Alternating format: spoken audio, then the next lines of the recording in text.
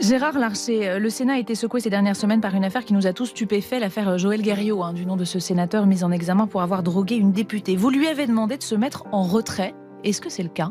Oui. Il ne siège plus au Sénat. Actuellement, c'est le cas. Mais je vous rappelle que le président du Sénat ne peut pas démettre un sénateur de sa fonction de sénateur. Aujourd'hui, il ne siège pas? Il touche ses indemnités? Je vous ai dit qu'il ne venait pas et qu'il ne siégeait pas. Il continue à toucher son indemnité? Je veux expliquer aux auditeurs que le président du Sénat ne peut pas démissionner un sénateur. Seul le Conseil constitutionnel peut mettre fin à des fonctions où il a été élu par le suffrage universel indirect. Il va y avoir une procédure, cette procédure de justice qui suivra l'enquête et il appartiendra, nous veillons à ce que... Là, il est quoi, en arrêt maladie ou... Écoutez, actuellement, il est en arrêt. Il continue à toucher son indemnité.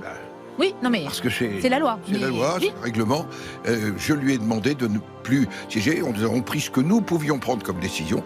Notamment, il a été démis de son rapport à la Commission des Affaires étrangères, de la Défense et des Forces armées. Un mot sur le fond. Il évoque une erreur de manipulation. Il explique s'être procuré un sachet d'ecstasy auprès d'un membre du Sénat. Ça paraît quand même fou. Il y a de la drogue qui circule au Sénat? Écoutez, d'abord, c'est sa parole contre d'autres paroles. Je note que je n'ai pas été saisi.